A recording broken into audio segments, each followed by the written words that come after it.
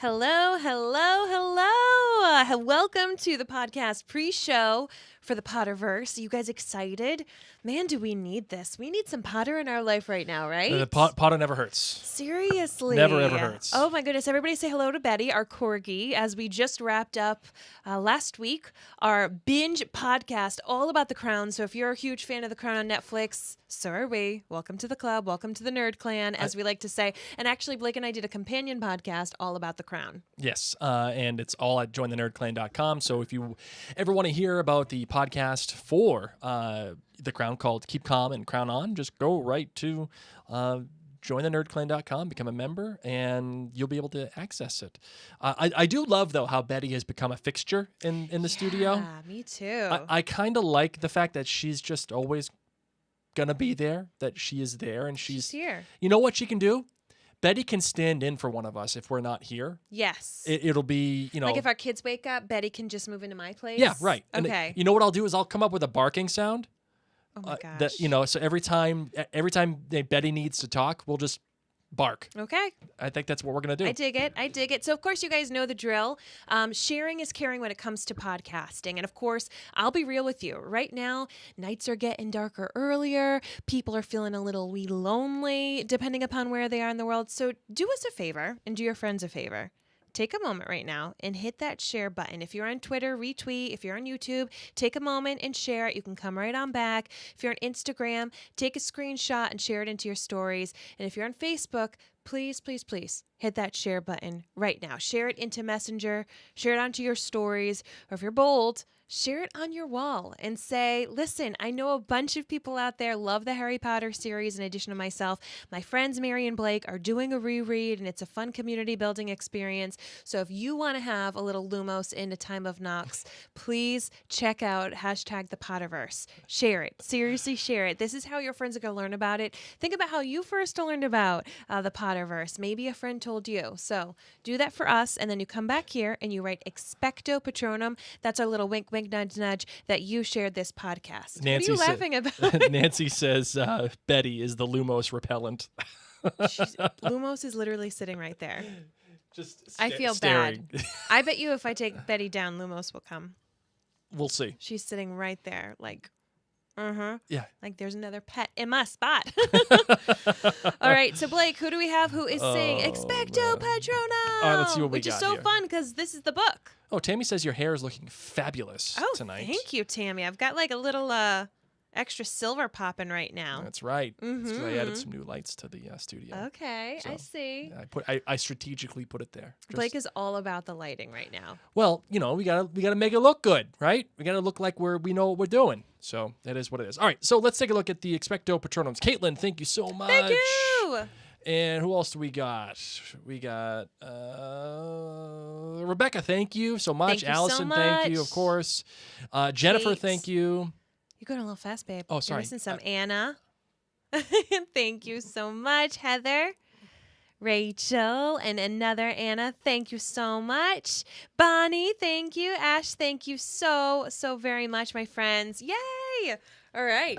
And don't forget, you can sign up for our complimentary texting service. I send a text to let you know when we're going live. If you're in the U.S., you text the phone number 81010, and in the message field at Elderwand. Okay, if someone wouldn't mind typing that into the chat feature, no matter where you are, Instagram, YouTube, Twitter, or Facebook. So the number, once again, if you're in the U.S., it's the number 81010, and the message field at Elder1. And if you are outside the U.S., you can go to remind.com/join/Elderwand. And Rebecca asks, have we gotten any more patrons since posting today?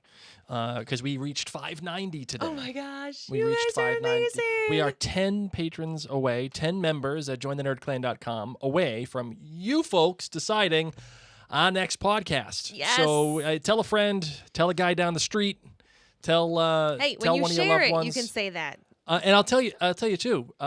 Here's an opportunity for a friend or a loved one if you know that they like Mary and I, and they like what we do here, but they just haven't signed up for it at all, or you think they're interested in The Crown or Hamilton or Blake's Book Club or any of the stuff, or the After Dark show, which is a worldwide favorite. Sign them up. You can do a yearly plan. You get For 2 a months. holiday gift. Get 2 months for free. and that's how you do it. You can do it for holiday gift. So there you go. That's how you There you go. get some people. People. Some people. I saw somebody put Mandalorian podcast for Caitlin, and I was thinking of Mando and saying people at the same. So it came out as Peepo. Peepo. All right, dig Marvin, it. are you ready to make a podcast? I am. I better change out of my Google Drive from our sons since I'm learning about Christmas in Mexico. Oh wow. rather than reading my Google Drive about the Potterverse. So yes, Blake, pivot for a second and go for it. Pivot. I have to pivot. I mean, just like You mean vamp? yeah. I gotcha. It's not like I've been doing this forever. It's not like you're a professional or anything. Like why would that be a thing? Okay, I'm good. All right, here we go. Let's get her done. We got it. 10 seconds for Room tone.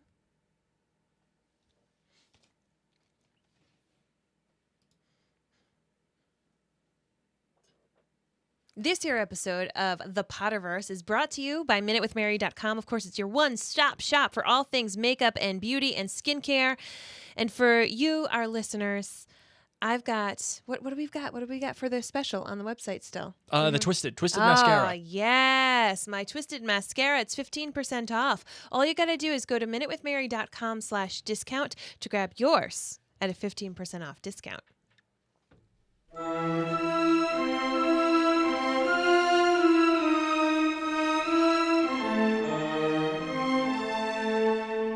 From Providence, Rhode Island, welcome to the Potterverse. It's a podcast dedicated to the book and film universe of Harry Potter.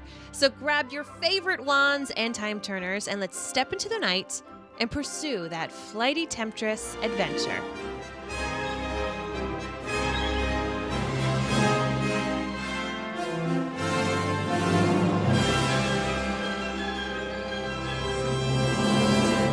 Hello, everybody, and welcome. My name is Mary Larson. My name is Blake, and I'm a little creeped out by the night bus. Yeah, Little creeped out. Yeah. Even during the film, creeped out. agreed. Just it's one of those things that like it happens, and I kind of want to skip it. It's kind of like pod racing to me. Okay. I always want to skip pod racing. Okay, in I Star can Wars. appreciate. Because pod racing sucks. And I'm not saying the night bus sucks, but it just freaks me out a little bit because it's all over the place and things are getting skinny and you're almost running over old ladies. And I know none of this really happens in the book, which makes the film an even better adaptation. But yeah, the night bus is a lot. And the mechanics of the night bus kind of Weird you weird me out. out too. Right? So yeah, I don't know. It is what it is. Of course, we are in the night bus chapter. And we're here to talk some Prisoner of Azkaban night Yes, bus. we sure are. All right. So, as you just said, here's the title, The Night Bus. And honestly, I just love like one of the first bits inside this chapter. But after 10 minutes alone in the dark street, a new emotion overtook him. Panic. Whichever way he looked at it, he had never been in a worse fix. Which, pause. We're talking about Harry freaking Potter. Well, first, I'm Harry freaking Potter. Harry freaking Potter. I don't know. This is an argument I think I need to have. I know. So we will discuss, but I will just say he's 13. He may be a little dramatic right now, okay? Whichever way he looked at it, he had never been in a worse fix. People may debate that, Harry. He was stranded, quite alone, in the dark muggle world with absolutely nowhere to go. And worst of it was he had just done serious magic, which meant that he was almost certainly expelled from Hogwarts. He had broken the decree for the restriction of underage wizardry so badly, he was surprised the Ministry of Magic representatives weren't swooping down on him right where he sat. I do love that quote. And if I were to be the one that were picking the quotes, I would have picked that one. Get out! Yes, that's true. That's very true. Are we married? It's like we are. Besties! So, yeah, I think there's an argument to be made that it is in fact the worst situation he's been in. But we'll get there when we get there. Okay. But it is what it is. Of course, as always, ladies and gentlemen, you can find us at maryandblake.com. Search us on all the social medias, whether it is YouTube or Facebook or Twitter or Instagram. Definitely not TikTok. Twitter. because Twitter, not Twitter. Twitter. No, it's Twitter. It's TAH. Twitter. Did you see someone had some really great Twitter reactions No. about what the Kenobi is going to be like because it's taking place in Boston? Yeah. Luke, I am your father. I'm your father. Hey, Skywalker. He's wicked strong in the Force. Yeah, that was wicked funny. I saw that. The Skywalker one made me laugh hard. Like Hey, Skywalker. Yeah, it made me literally laugh out loud. I agree. When I saw that. So, of course, search us out on all the social medias. Twitter. And check us out there. We'll have a whole bunch of different things happening. Of course, all of our content goes up on the social medias, but some fun little stuff from myself and from Mary. And as always, It's usually you. do check out jointhenerdclan.com, become an official member of the Nerd Clan, where you get all the great benefits, including Keep Calm and Crown On, which is a podcast dedicated to the Crown, the Hamilton podcast, also Blake's Book Club, and the After Dark Show, the world famous After Dark Show. And yes, it is After Dark. It's AFTH DAHK. What? I forgot. Oh, okay. Fair enough. Okay, so here we are. Well, let's get into the show, Yeah. shall we? Let's do it. I solemnly swear that I'm up to no good.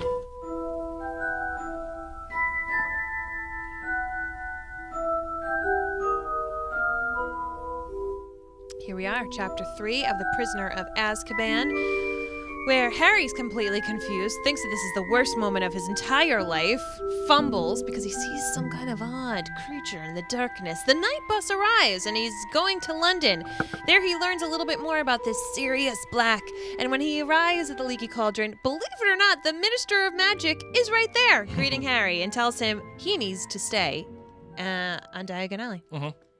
That's that. There you go. So let's start though, Mary, with At the very beginning. it's a very good place to start, even though I still do not like that film. Oh my god. Out. Maybe we're not married. Out. Oh my Out god. on the Stop Sound it. of Music. Seriously? Just, you need to calm down.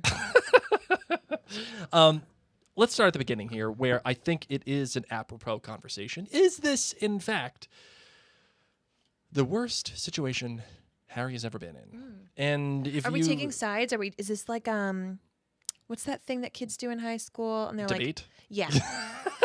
That's one of the clubs that I didn't join. No, I don't think that we have to debate, but I would say, like, what do you think? I mean, do you genuinely believe that this is not the worst situation that Harry has ever been in, or do you think that it is? You go first. And I will make it a debate. Oh! You know what we for are? fun. You know what we are? Okay, cool. I didn't do it in high school. Doing it now. All right, so I'm prepped with Potter. here's what I'll say. I think that it probably is the worst situation Harry has ever been That's what I was going to say. in. Now Okay. you're gonna take the crappy side. Yes, I do. It is the worst situation because Harry is alone. He has nobody. He has no money, and he's alone in the Muggle world without knowing he can go back to the magical world, without knowing he can get there. How does he even go about getting there? Who does he contact? He has no way of communicating with Ron or Hermione. Hedwig is not around. And worst of all is the magical world is Harry's home.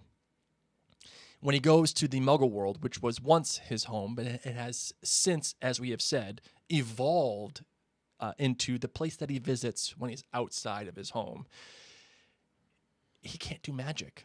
And he doesn't know enough magic to survive with magic alone. He is just out there. And in a Muggle world that is not kind, and people are out to potentially get him, if so, and the magical authorities may be coming to get him too. And God knows he's probably expelled from Hogwarts, the one place he loves most. I can't think of a worse situation than him. If he was fighting Voldemort, sure, but he's got friends. He's got Dumbledore. He's got people behind him. He's got the magical world to supplement. does he really have Dumbledore? Well, No, I know. but that's the question. So, yeah, I think this might be the worst and stickiest situation he's found himself. Okay, so for the record, I agree. Okay, I think that this is the worst situation. Oh no, you can't go couching it. But this is a soft take. Soft take. You should, if you're listening to the podcast app, Mary's face was priceless. But had the night bus not arrived, do you know what Harry frickin' Potter would have probably done? What's that? Just gone across the street to Mrs. Figg's. Okay, after a little while, he would have been like, yeah, I know I'm going to have to listen about all of her cats, but she probably has food and a bed and knows me and will take care of me until I figure something out. That's where he would have gone. He would have gone to see Mrs. Figg, and Mrs. Figg, being the squib who's in charge of protecting Harry Potter on Privet Drive, would have known what to do, and it wouldn't have been that bad. Easy peasy lemon squeezy. Yeah, but he doesn't Want to know- know what's the worst? Your parents being killed by Lord Voldemort, you being orphaned, having Hagrid pick you up on a cold motorcycle ride, and then bringing you to Fort Privet Drive where Dumbledore just puts you on a stoop on Halloween night. It's not warm. Leaves you overnight. Doesn't even ring a doorbell. Yeah, but that's not in Doesn't even ring the doorbell. not in his Petunia control. finds him the next morning.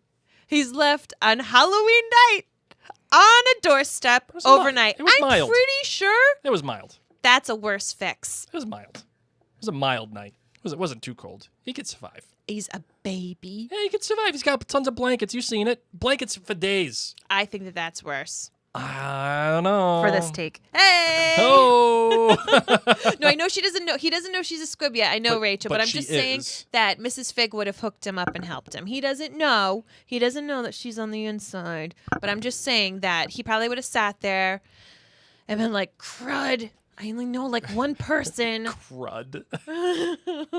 Really, Mary? Really, I think that's what Harry would have said at Crud. 13 Yeah. after he just ran away from I home. doubt it. You know how many bad words I knew He when I would was have been 13? like, this trunk's heavy. Crud. I'm going to go to Mrs. Figg's and eat her stale cookies and listen to her cat stories. She probably watches like Scooby-Doo. The animated version? Yeah, the animated like Yeah, sure. old school TV, Yeah, 70s. She's not doing the Freddie Prinze Jr. No. movies. No, No. She'd have we been don't like, do do you that. want to watch a cartoon? Okay, so that's the scoop, the night bus. She probably has the VHS tapes. I wouldn't be surprised. Probably. Wouldn't be surprised if she has the VHS tapes. So what is interesting is that the Ministry of Magic representatives are not swooping in. And we are going to see that the Ministry of Magic often does take this quite seriously, as with the element that happened with Dobby last year, you know, that letter came zipping right away. And then we're going to have some more Ministry of Magic issues happen in book 5 in the Order of the Phoenix when Harry is walking down pretty much these same streets. Yep. Okay, and he has some magic that he has to do to save he and Dudley. And there's some serious issues that happen then right away. So it is quite interesting, and he knows that something is up. However, where is this Ministry of Magic? How does Cornelius Fudge know just to wait for him at the Leaky Cauldron? Had he not flagged down the night bus? What the heck? Yeah, that's a good question. I think... is there a tracker? The tracker should have gone off. The like bling bling bling underage wizardry bling bling. Right. Like something should have gone off Right. because it did when Dobby did the levitation charm. So that's what I'm wondering. If it did go off, is there a tracker that follows his movements? Because they know that something happened. Remember how we were debating, like, did it have to be a spell that happens that the kids knew at this age? But no matter what, by the time he gets to the Leaky Cauldron, Fudge is saying, it's okay, we already deflated her, we punctured her, and she's all set, and we've removed her memory. So they knew that it happened before Harry gets to the Leaky Cauldron Sure. to talk about what's going on. So they fixed the problem, but they somehow couldn't locate Harry. Maybe, I mean, once he's on the night bus, I appreciate that they can't find him. Sure. Because that thing's zipping all over the UK. Mm-hmm. Is there only one night bus? That's a good question. I think there is. I think there's only one night bus as well. I think... Yeah, I would agree with you, Mary, that there's only one night bus. I heard this amazing fan theory Okay. there's this animal in the Fantastic Beasts and Where to Find Them franchise that, once again, I'm not as well versed in that. And so I apologize because I know I messed up Credence's name and the Obscurious, and I'm messing this up right now. But there Obscurus. Obscurus, sorry. It's an obscurial, but yes, it's an I'm obscurus. messing everything up. There's this creature that isn't even mentioned in the Fantastic Beasts and Where to Find Them book. It is the creature that Newt Scamander rides, and it's rather large and it almost looks like a lion, and it comes from China. Oh, yeah. And it can like bloop, bloop, zip places very, very quickly. Yes. So I heard this fan theory that there aren't any other night buses, that this is the only night bus, because this was actually a transfiguration, and how wizards often take a mouse and transfigure it into a cup. You know, they'll take living things and transfigure them into non-living things. And how sometimes, you know, you can transform things that are magical into something that's generally not. Sure. So how interesting it would have been to have transfigured that creature, which I'm forgetting its name. It begins with an M, but you know what I mean. It's the one that looks like a lion, like almost like the Japanese. It's a magical lion. The Chinese dragon lion looking thing that they parade with. Sure. That was transfigured into the night bus. And this fan theory went on to say that that's why Newt Scamander didn't write about it in the book, because these animals are very rare, and they don't want people doing that kind of thing because it can travel quickly. Anyway, I'm like, that would explain why there's only one. Yes, I would agree. And the other thing is, too, it's magic. That's what it is. It's magic. It can do whatever the hell it wants to do because it's magic. Okay, so say you're in the magical world. Why don't you flu powder, ride a broom, apparate? Why would you have to use the night bus? For any particular, maybe you're missing your wand. Maybe you can't find flu powder. You have to have the wand to wave the night bus. Not. Yeah, getting deep, huh? That's a good. Here's my idea. What? Everyone on the night bus was like old. Maybe at like a certain age, like you can't drive at a certain point. Maybe you can't fly at a certain point. Maybe like when you get a little senile and stuff, they don't really trust you to do the flu powder. But even if you do have your wand, maybe you just don't know how to. I mean, this calls into question education for wizards, right? Are you a wizard because you go to Hogwarts? Can squibs ride the night bus but not apparate? Well, that's what I'm saying, right? So let's say, for the sake of argument, someone is a wizard, but they didn't go to Hogwarts. They didn't necessarily learn that they are capable of magic. Like Harry, when he did the thing with the boa constrictor, or with the glass, or even blowing up Aunt Marge. Zuwu. Jolene is saying the creature's name is Zuwu, so it does not begin with an M. Thank you so much, Jolene. Sure, absolutely. Let's go with it.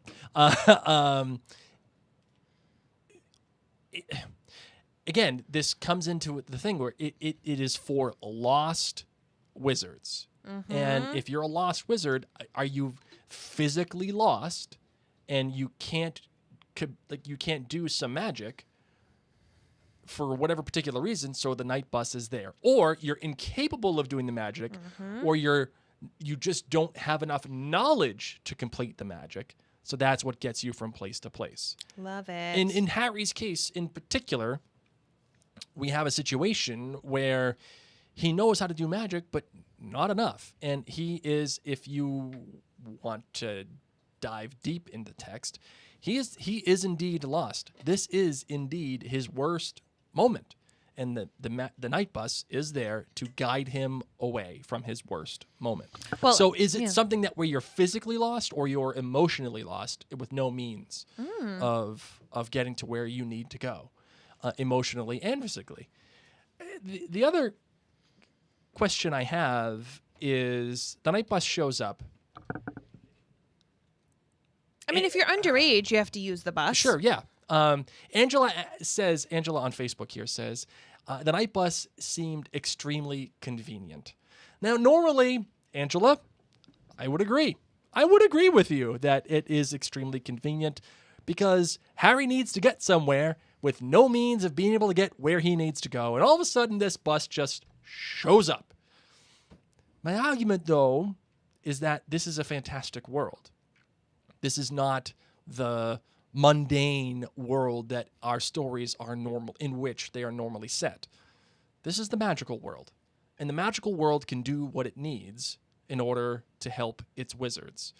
Mary, do you agree or disagree with this assessment? Yeah, well, actually, the author wrote that the night bus was so named because, firstly, night is a hominin of night. So K-N-I-T, Yeah. is, of night. And there are actually night buses running all over Britain at normal transport stops. So this is just a normal thing that there are night buses in Britain. Secondly, night, knight, has the connotation of coming to the rescue, of protection, and this seemed appropriate for a vehicle that is often the conveyance of last resort. Yes, absolutely. So that's it. It is for people who are, as you said, emotionally or mentally or physically lost, for underage people who have no other resort. So it is interesting. Yeah, believe it or not, the driver and conductor of the night bus in Harry Potter, are named after the author's two grandfathers, Ernest and Stanley. Oh, Fun facts right there for look you. At this, look at this, Yes. look at this. Allie says, is it just a plot hole? Is it just a plot hole? I don't think it is. I will say I do feel a little saddened that the night bus itself doesn't come back up. Yeah, in it the never comes series, back. It just is there. There is no need for it because obviously they learn how to ride brooms and thestrals and apparate and flue powder and port keys. They learn all these different modes of transportation. And that being said, they don't have to. Everything that happens in Harry Potter does not always have to happen again. But we do run into Stan Shunpike again, which is Right. quite interesting. And I think we actually get a little bit into his allegiance in this chapter, which is just so interesting. And I gotta say, knowing Stan Shunpike, for those of you who don't know it, it's a minor spoiler. Okay, Stan Shunpike goes Well, to the... this is a spoiler podcast. I know, I'm just so- saying he goes to the dark side, okay? He goes to the bad side. And what's interesting is he, speaks badly about the Muggles. Oh, yeah, they Because don't see Harry nothing. says, how come the Muggles don't hear the bus? The bus is running around rampant, doing all these kind of things. And them, said Stan contemptuously. Ooh, look at that. Listen to that word again. Yeah. Contemptuously. Don't listen properly, do they? Don't look properly either. Never notice nothing. They don't. But that word contemptuously. It Well, would have it's been... with contempt. yeah, He is looking at humans with contempt. with Muggles, yeah. Muggles, sorry. Yeah. They ain't good. He despises them. That's what changes it. Had we just had it just said, don't listen properly, do they? Don't look properly either. Never notice nothing, they don't. Had it said, Stan laughed or, joked. Had it been a more lighthearted word, Would have been a totally different tone. but now knowing he goes bad, that one word contemptuously really, really changes how I see Stan this entire time. Sure, and as we talked about, Mary, the author is very efficient. Those words are there for a reason. There's very little waste. There's very, very, very few words that are put in there without purpose. So I'm okay with this word, and I'm okay with your take on Stan Shunpike. Tammy asks on Facebook, Stan was under the Imperious curse, right? And later How on? did Stan get Imperioed? How did he? I don't know. I'll look it up. You Okay, keep talking. you for do me. it. Because I'll here look it I am, darn you, Stan. I'm not going to cheer for you, buddy. Why do I feel like Stan said he was under the Imperial curse? I don't know, man. We, of course, in this chapter, we get reminded of the invisibility cloak he had inherited from his father. And, as within the same paragraph, he's thinking about getting the rest of his money. This is where Harry's mind goes. He's like, all right, I don't have anything to do. All I need to do right now is go to Gringotts, get my money, and live my life as an outcast. And I thought that was quite interesting that Harry is envisioning his life as an outcast. And this is actually how his godfather Sirius is going to have to live his life as an outcast. So here he is thinking of his dad and then thinking of becoming an outcast. And I just think it's so sad that really is how his uncle's going to have to live, just completely hidden from society. Yep. Here we go. This comes from Half-Blood Prince. Okay. It seems accepted wisdom that Stan Shunpike is not a genuine Death Eater at all. Indeed, the suggestion that he might be a Death Eater is treated as a laughable prospect. It's assumed that he is merely being held for political reasons to make it look like the Ministry of Magic is making the progress in arresting the suspects that are Death Eaters. They're still not holding Stan Shunpike, are they? Asked Harry. I'm afraid so, said Mr. Weasley. I know Dumbledore's tried appealing directly to Scrimgeour about Stan. I mean, anybody who's actually interviewed him agrees that he's about as much as a Death Eater as this Satsuma. But the top levels want to look as though they're making some progress, and 3 arrests sounds better than 3 mistaken arrests and releases. And then it follows up in the Deathly Hallows in Chapter 5, when Harry says, I saw Stan Shunpike, you know, the bloke who was the conductor of the night bus, and I tried to disarm him instead of, well, he doesn't know what he's doing, does he? He must be Imperious. So it is neither confirmed nor denied. It's just simply... Which is the conundrum with Imperious curses, isn't it? Yes. That one can just say, I was under the Imperious curse. Right. Right. Okay. Simple Stan. I still don't like that word contemptuously. I'm going to stick to that word right there. Part of the night bus that occurs is that it's summoned by accident. Yes. Does Harry know that... well, Harry does not actively know, obviously, that he's summoning the night bus. And it makes me wonder, does the night bus just show up to places every once in a while and they're like, Yep. oh, you don't need us? Okay, sorry. That's what I think. I think people just hooping and hollering and it gets called every once in a while, and that's just part of the ride, man. Part of the ride. And the fact is... But maybe the Witcher Wizard doing it has to be in a state of distress. Has to be lost. Yeah, that's part of my contention, I think. I would contend that they must be emotionally distraught, emotionally lost in order to summon the night bus. You can't just wave your wand and be like, hey, take me down a couple of blocks. Bippity boppity boo. And to follow up on this idea of accidental magic, there is a whole division at the Ministry of Magic that is dedicated to accidental magic. It's something that Fudge says, which makes you wonder, can he really tell the difference between accidental magic and purposeful magic in that way? And not only that, this accidental type magic must happen all the time. Agreed. All the time. So to dedicate an entire division to that would suggest that it does happen all the time. Yeah. What do you think about that? Do you think... Because it makes you feel like Harry is doing accidental magic and it's just him that's doing that. But this, I think, is a direct confirmation that it's not just him. Agreed. Obviously. I would agree with that. Yeah. I will say, however, that we get our true sense, not a true sense, but we start to get a little sense about Harry's strong power. You know, so he is accidentally able to beckon the night bus pretty easily. And we have him sensing Sirius Black. It says it twice. A funny prickling on the back of his neck made Harry feel he was being watched. And then later on, he had sensed rather than heard it. Someone or something was standing in the narrow gap between the garage and the fence behind him. So Harry twice senses the feeling that someone is watching him. And I think that this is just another proof, another example that Harry really is a powerful wizard, that he's just going to continue to blossom, especially when it comes to kind of cluing in that sixth sense. I mean, we know he goes on to be an Auror himself. He needs to rely upon just those gut feelings and the prickling on the back of his neck. So I thought it was quite interesting. And of course, then he does see Sirius Black. Right. Well, he sees him as the dog version. The hulking outline of something very big. He sees, So this is our first technical introduction to Sirius. Again, the author... in dog form. The author telling you right up front that this is who we're going to be dealing with, even though you don't have necessary or enough information to understand that this is Sirius.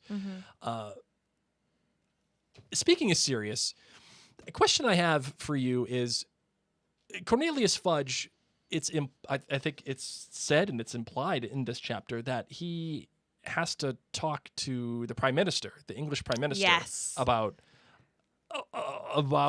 Sirius Black. escaping. And there's the great report where the wizard's saying, "Oh, he is carrying what humans as their kind of wand. It's a metal thing, apparently called a gun." Yep.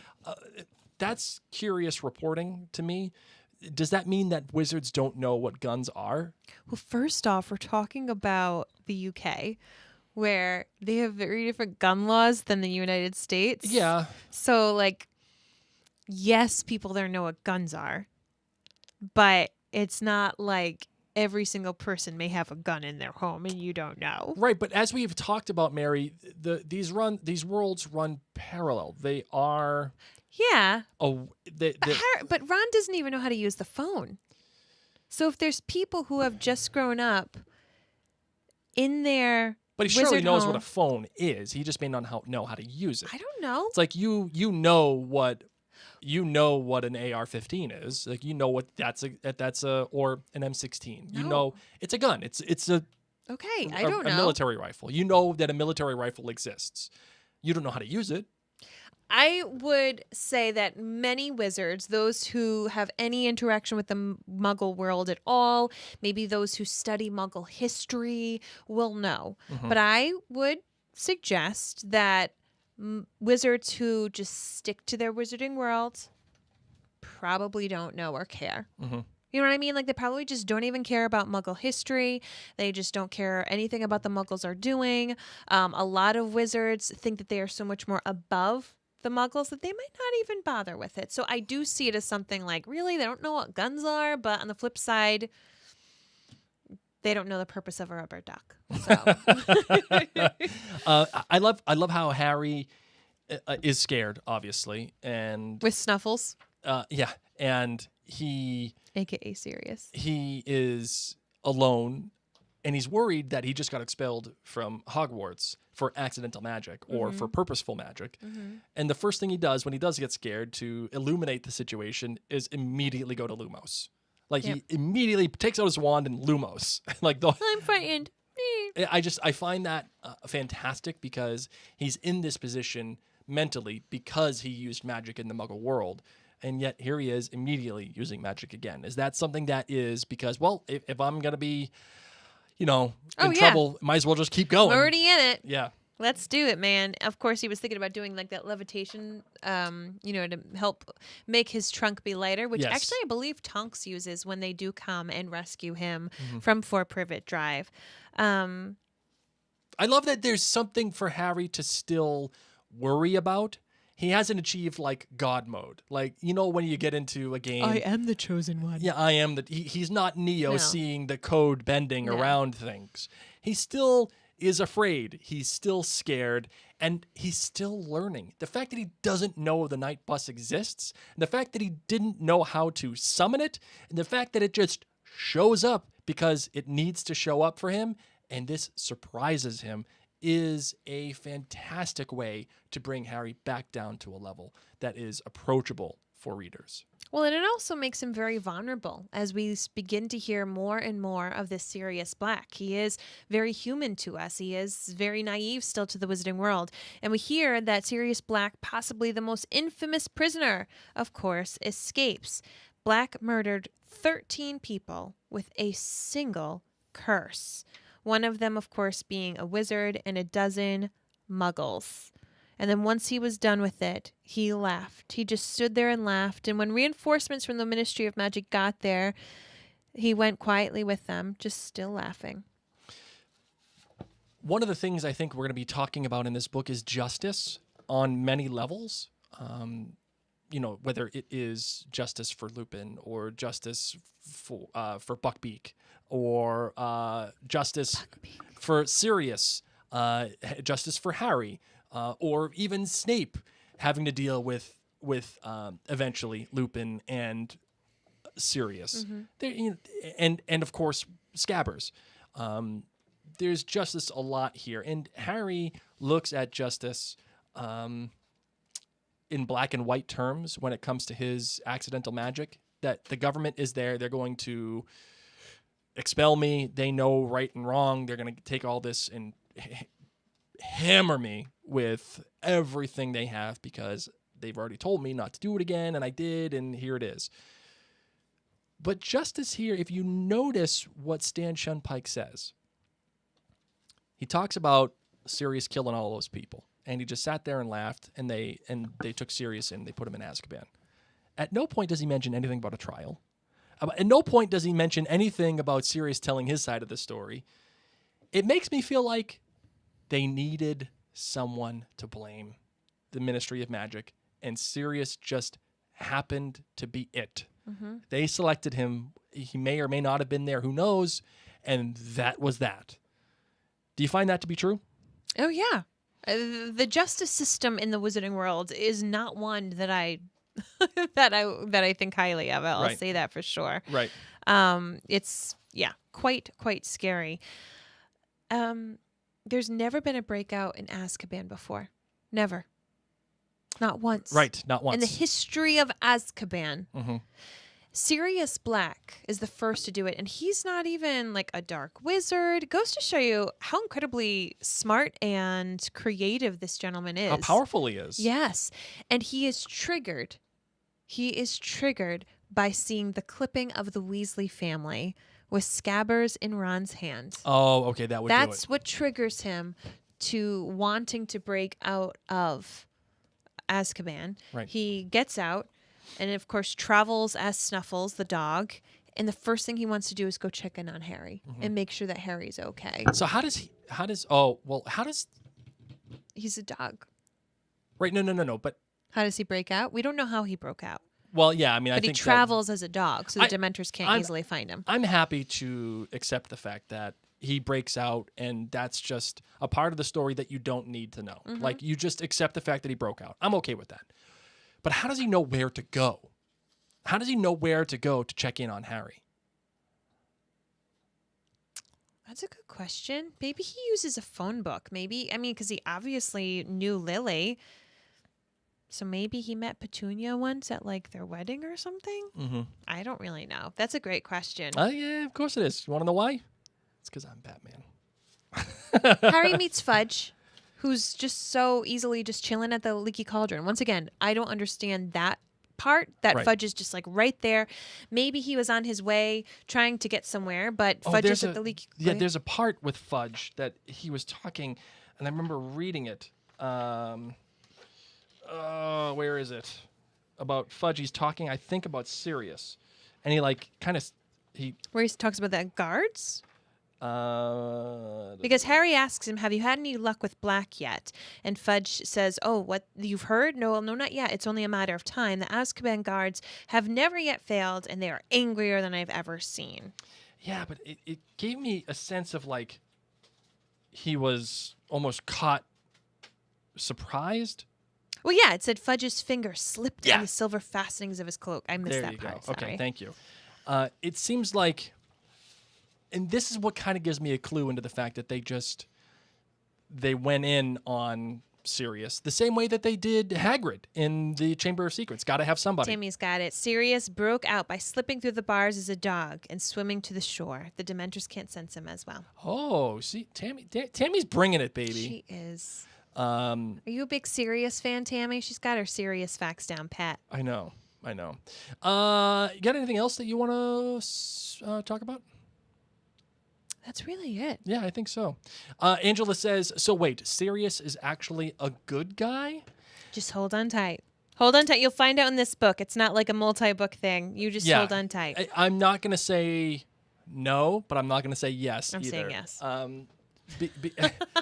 Because I don't want to ruin it for you. Buddy, I already That's true. did. This is a spoiler. He is a good guy, and he is Harry's godfather, and Sirius might be my favorite character for the whole series, except for Snape, and of course, Gilderoy Lockhart. Gilderoy Lockhart. I mean, come on, the man's amazing. All right, so we are going to go into the different perspective. Blake, do you have somebody? No, but I think you do. So why don't we go for it? Of course, the different perspective is brought to you by the Mary and Blake store. It is. Go to the MarionBlakeStore.com to get those Christmas presents that you know you need. You can get them still in time if you order it now. Yep, if you order it now, you go to the Marion Blake store, you can get all the Harry Potter shirts, you can get all of the This Is Us or Outlander shirts, or any of the stuff, the Marion Blake brand that we have, all the cool fun sayings that we do, like Not Great Bob or whatever. Go to the MarionBlakeStore.com, get your orders in now, that way they can still arrive for Christmas. Marvin, you ready to do a different perspective? I sure am. Let's get it done. Holy cricket! You're Harry Potter! I'm Hermione Granger. And you are? I'm Stan Shunpike. All right. Yeah, man. I like it. Oh, life's good. You know, I'm doing a double today. I love the night bus. I've got the best job ever. I get to go around the country like 5 times a day. Sure. 5 times a day. Not everybody gets to say that. I meet really interesting people, and by interesting people, I mean they're generally sick or senile or underage. Hey, they still have some awesome stories to share. and I have this extra side gig, okay? Okay. So it only costs like 4 sickles or whatever for people to come and ride the night bus. But I go to this thing in the Muggle world called the dollar store, and I get this pack of toothbrushes. Yup. Why do people need a toothbrush on a bus? I don't know. But I somehow con at least 10 people a day to buy a flippin' toothbrush on a bus. It's awesome. So this kid came in, Neville Longbottom. Yeah. And he didn't buy the toothbrush. He did buy the hot chocolate. I don't make that much in the hot chocolate, I gotta tell you. Yeah, well, because everybody knows what hot chocolate Seriously, is. like I mean, how could you? I mean, Dumbledore gives it out, but just for the fun of it. And I actually messed up. I like spilt it all over him, and now I feel like the biggest fool because that was Harry freaking Potter. I'm Harry freaking Potter. So you know what I'm doing all week? What are you doing? Every single person that comes on the night bus. Do you want to know what I did? I spilled hot chocolate on Harry freaking Potter. Do you want a toothbrush? Oh, end scene. You're End scene. welcome. Hey, so what do you think, actually, Mary, about The toothbrush situation? not the Why? toothbrush situation. Are you getting Colgate? Are you doing Crest? I or mean, it's not like the bus ride is that long. are you doing CVS off-brand? Buddy, where are they even spitting? Well, they're sleeping. They got beds on the bus. Might as well spit somewhere else. Out the window? Sure, why not? I don't even know. There's so many sanitary questions that I have to ask. What do you think about Harry using Neville Longbottom's name as opposed to his? Love it. I love it. Of course, there is, the chosen idea one. that Neville is in fact the chosen one and Yeah. not Harry. So That I find it that could appropriate. have been Neville. Yes, it could have been. Neville, of course, was born in the same month. We're going to learn about the prophecy and how there was a babe born in the summer, and this would be the child who would be able to defeat Lord Voldemort. And Voldemort picks Harry. Mm-hmm. Voldemort, well, because he gets a little insight. Thanks, Snape. He gets a little insight into that situation. But really, Neville ends up playing a really large part in the destruction of Voldemort. Mm-hmm. I love that Harry uses that name.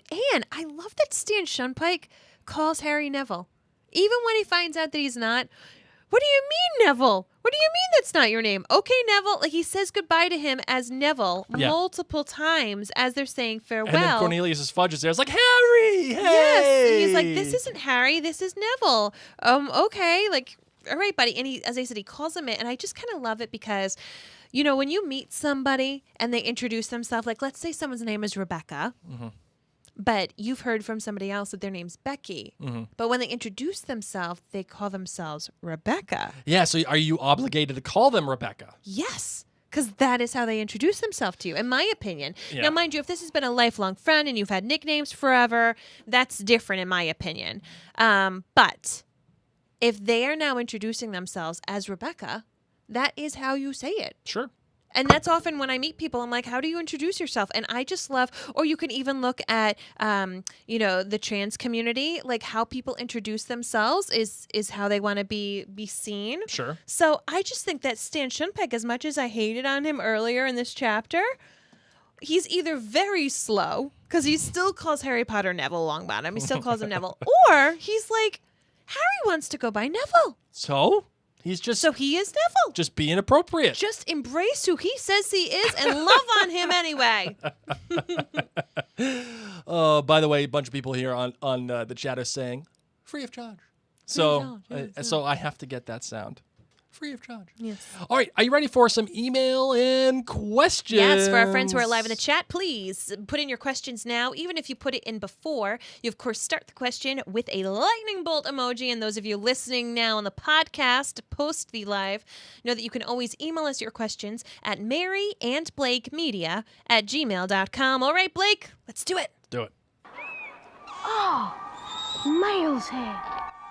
All right. So we got a first email. It comes from Anne. She says, "Hello, Mary and Blake. I love Hello. this chapter in the book. I was wondering what clues are hidden in the story of what happened with Black, which led to him being sent to prison." I don't think there's anything in this chapter that would suggest that.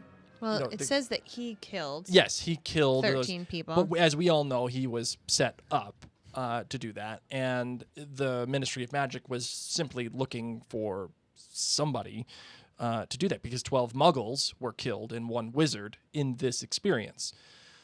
So you could imagine that the Prime Minister of England over at 10 Downing Street is going to the Minister of Magic being like, bro, what are we doing? This guy killed 12 of our people and 1 wizard, and we have to answer for this. So that...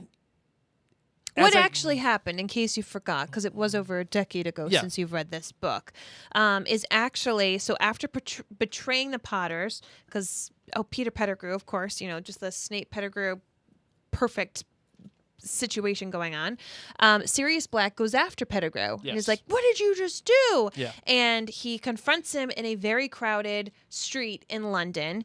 And then Pettigrew yells at Black, oh my God, I know what you did. You had the Potters killed, all this stuff. And then Pettigrew creates an explosion, blowing off his finger Yep. and leaving. And the explosion kills 11 muggles, 1 wizard, which really is Peter Pettigrew. Right, yeah. And when the authorities come on the scene, Sirius is just so overtaken by his absolute grief of losing his best friend and everything that's just happened that he is laughing. A lot of people do laugh when really sad or weird things Sure. happen. And of course, then they tell everybody else who still got to see it, because there were muggles still in the scene who were like, oh my gosh, this guy just said you killed, XYZ. So they fixed the muggle's memory, but that's actually what happened. This makes me call into question the relationship between the Minister of Magic and the Prime Minister of England. Yes. Is the Prime Minister aware of the magical world? Yes. Okay. And then does the Ministry of Magic or the Minister of Magic have, flunkies that go to 10 Downing Street and No. obliviate when they need to? What? No, there's a portrait. You're forgetting this part. Look how long it's been since you've read. It's true, yeah. So there's a portrait that the Prime Minister can talk and they're able to communicate with one another. Okay. So when a new Prime Minister comes in, they learn oh, by the way, Oh, now it's that you're in the secret of the circle of trust, Yep. there's actually wizards. Yep. And that Prime Minister, they speak now about Sirius Black, and then they're going to speak again in the future when Voldemort comes back. It's kind of to like power. Area 51. Yeah, they're on the know. Or the Book of Secrets, if Yeah. you will. Nick Cage would be so proud of me right now. So probably, this Prime Minister was not around when Harry's family was murdered. So that was a different Prime Minister that had to deal with that. So they get the briefing. They heard that it was a gas main issue. Okay. So probably they didn't even know that. Who knows? All right. So that's that. All right, let's get some questions in here. Let's see what we got. Angela asks, is he really good friends with Voldemort? Who, Angela? That's my question. I would assume you're asking Sirius. No, Sirius is on the good guy side. Yes, he was framed. Yes, he was in the Order of the Phoenix, which you will learn about in Book 5. Rebecca asks, since Blake hasn't read them all yet, Mary, here, where does Prisoner of Azkaban fall in your ranking of the 7? Not remembering if I've asked this before. This is definitely in my top half. It's very hard for me to rank these books, and Yeah. I think after this reread, I'll have to try it on out again. But this is definitely in the upper half, possibly even the top 3. I just think that this is such a different book. We get to explore the Wizarding world in a different level. We get Sirius, who I think is such a wonderful, multifaceted character. We have Lupin. We get just this whole backstory of the Marauders. You know what I mean? Right. I just think that it adds this whole extra element where it's not just this little boy and his friends trying just to save the day, but it's really the whole Wizarding world that opens up to us in this book. Right. So it's definitely up there. How about It's- you, Blake? Yeah, it's not just, as you said, Mary, the boarding school adventure. It's not just the Goonies, right? It's not wee Hogwarts. This is about Harry. This is about Harry's relationship to his family, Harry's relationship to his elders, Harry's relationship to magic in general, and finally discovering how truly powerful Harry really is. That's why this book works so well. So how much do I love this book? It's definitely top 3. It's, man, I don't know. The books from here on, I love The Order of the Phoenix. It's just so good. I love The Order of the They Phoenix. just keep so rolling. much. So you're like, and I love you. It's like choosing between your children. I know. I love you, and I love you. And this I is love not you. The Crown, so we don't have a favorite. But Half-Blood Prince is also excellent. The Deathly Hallows is incredible, though I will say a little long. So I would probably have to put the Deathly Hallows below Deathly Prisoner of Hallows is Azkaban. like- But you know what? Camping brings it down.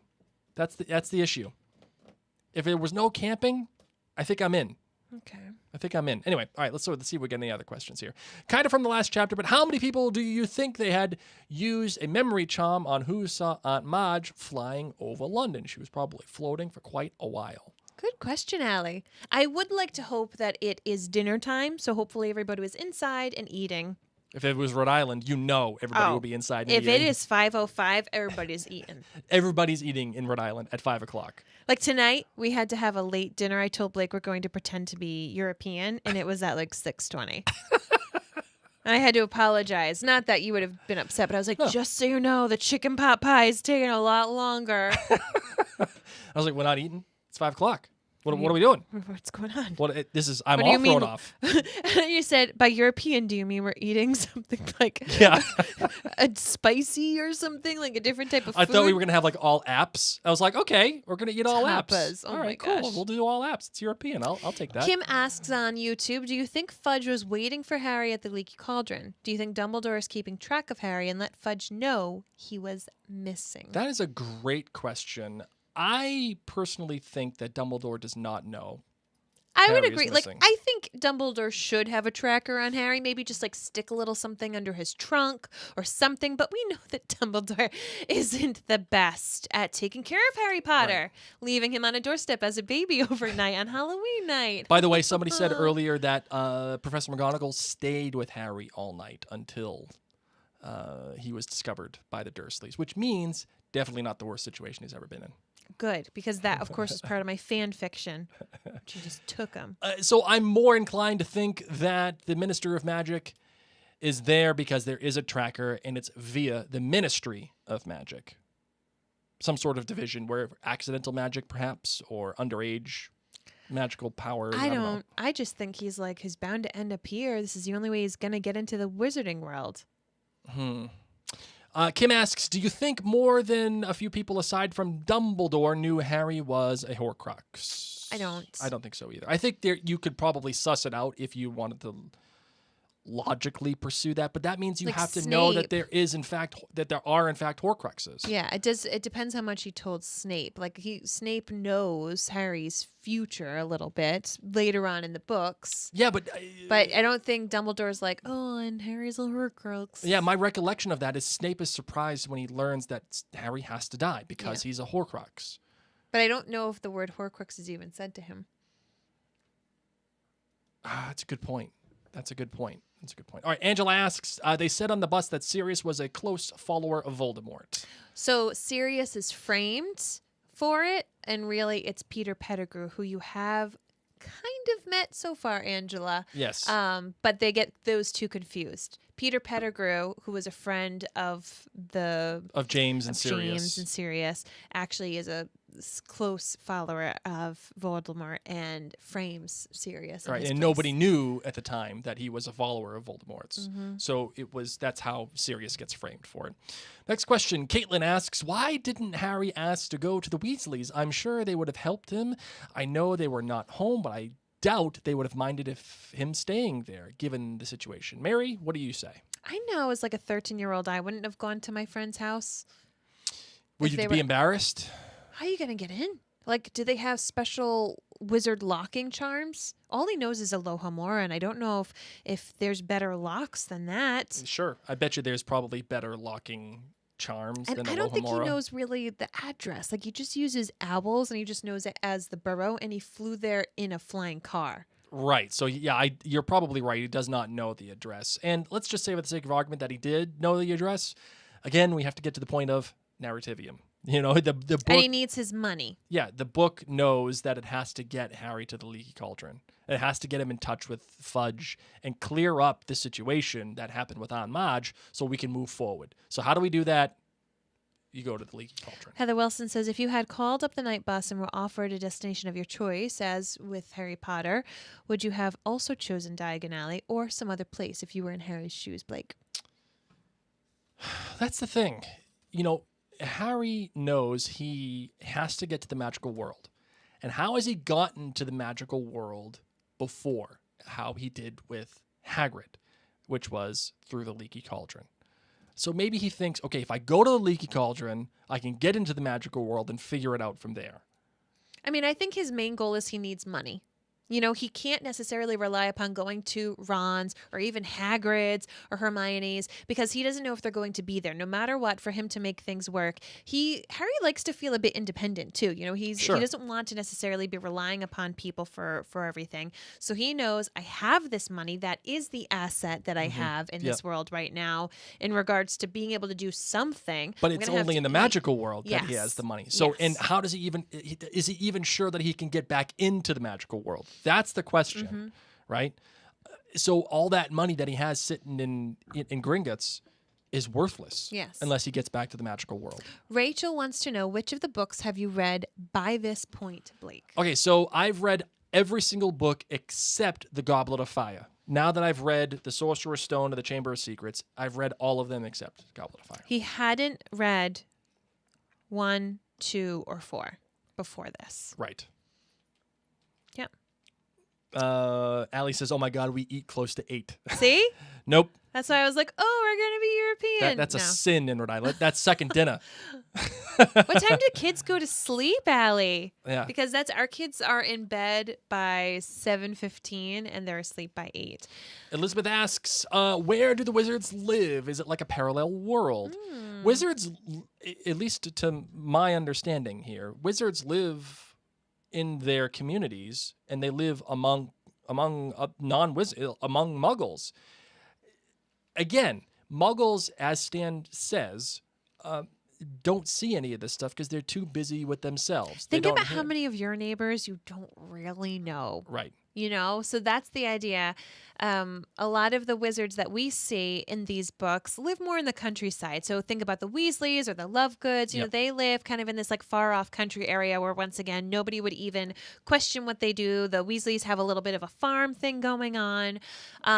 But then you look at other people. You look at Snape, for example, who lived in a neighborhood with Muggles Yep. when growing up. Or you look towards the Fantastic Beasts franchise inside New York City, Right. where they live among Muggles. So I just, Or even the Blacks at Grimmauld Place. Yes. You know, that's in the city. but it's the Black's house is really cool. Like Yeah, it's completely hidden. It's not even like there was a house that they can see. Right. It's hidden from the Muggles, probably because they were such pure blood purists. Absolutely. But yeah, I think it just relies upon the fact that, as I said, think about how many of your own neighbors. I mean, maybe you're very friendly, but Blake and I'm very friendly. I'm not. I do not know if any of my neighbors are not wizards.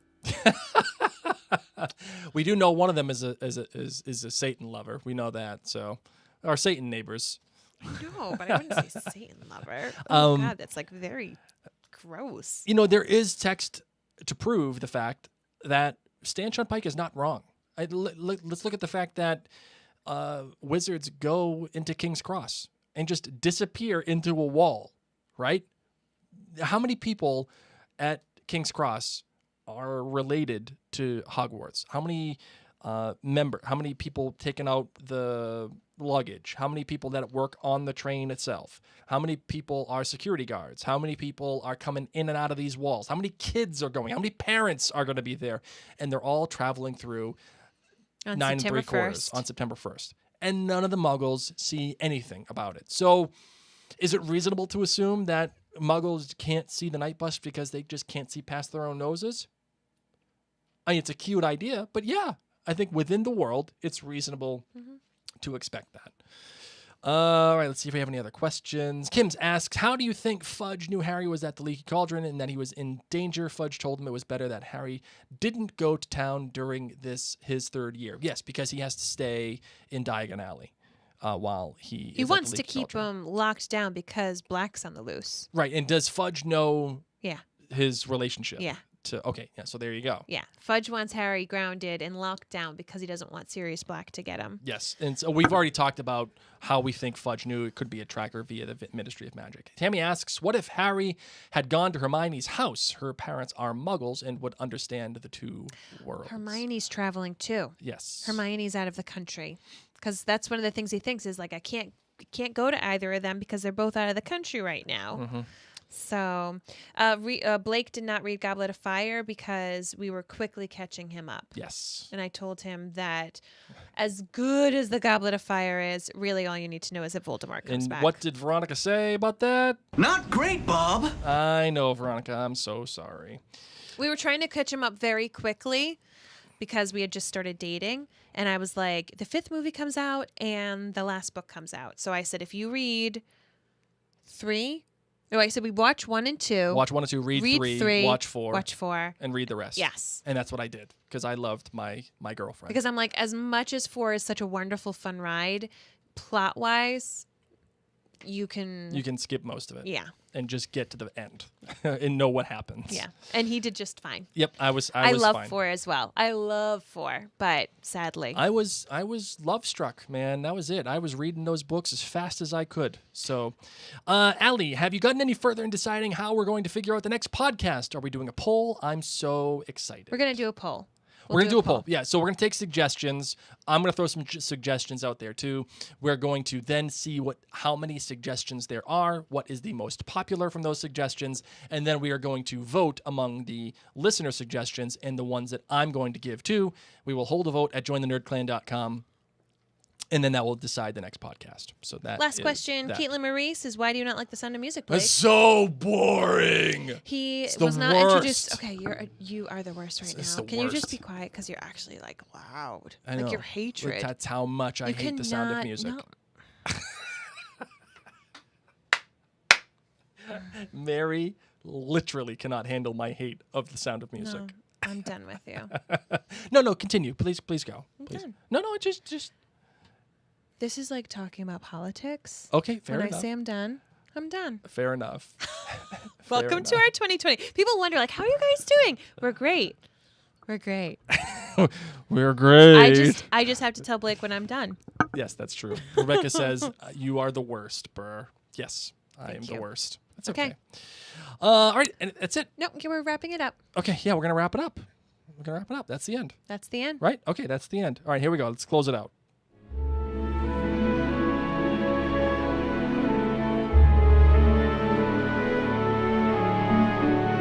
Thank you all so very much for jumping into The Prisoner of Azkaban with us. This is, of course, such a fun, wild ride.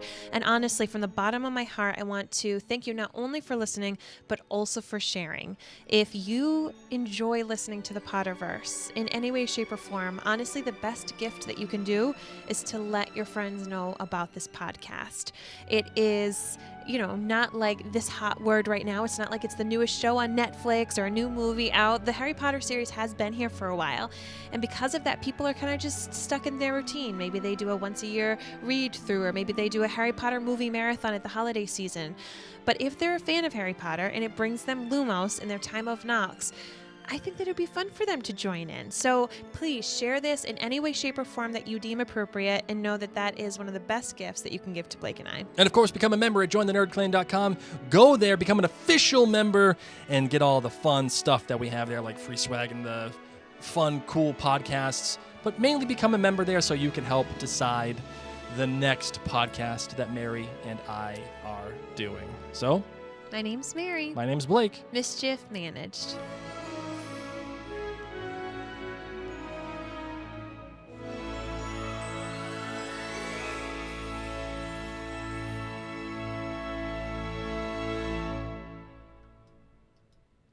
Sorry, my mouse is not working. You know for what some I'd reason. love? For people to vote for a Sound of Music podcast. Oh my goodness. No, because I think that you're honestly you're wrongly judging it. You were watching it on a night that you were crabby and tired. He'd never watched it before. His parents never showed it to him. I actually think that you would love it. It's amazing history. What? I just love how much I hate it and you can't handle it. No, It's the best. because you don't actually hate it. You're just like, I'm gonna be it. You're like my brother. You're just a contrarian to be a contrarian. Not gonna say no. I know. Not gonna say no. And this is what happens when I talk to my brother, and I'm like, Can't handle it. no, I can't. Can't handle it. Ooh, Men in Kilts, says Tammy. I love it too. I love it too. Whatevs. No, the show. Oh, the Men in show. Kilts. Oh, yes, okay, Not yeah. that you need to be in a kilt. No. Okay. I'll wear a kilt. I'm all about the kilt life. Okay. You know, I think it's good. Kilts are great, man. Nice breeze. It's not restrictive. I'm like mad at you right now. What are you mad at me for? Because of your hate on Julie Andrews' like crowning achievement. Oh. Oh, I was watching a YouTube video the other day of her learning how to yodel with the Maria Von Trapp.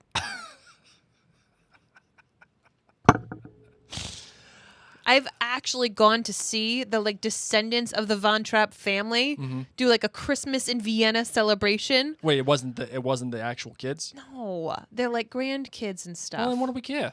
Because they teach them their ways. And this is like a family They're thing. not Jedi. They just sing. You can't even do that. No, I can't. But I never professed that I could. I could podcast. Oh my God. I need to get off this live because I'm just like not enjoying you right now. Oh, come on. It's all in good. Sacrilegious. It's all in good fun, Marvin. Come on.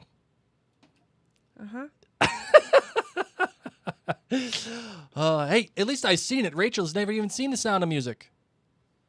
Rachel, it's okay. At least you haven't seen it. You will watch it. You will report back. All right, let's close this bad boy out, shall we? Yes. All right. Thank you so much, guys. I appreciate it. So much love. Have a good night, everybody. Bye.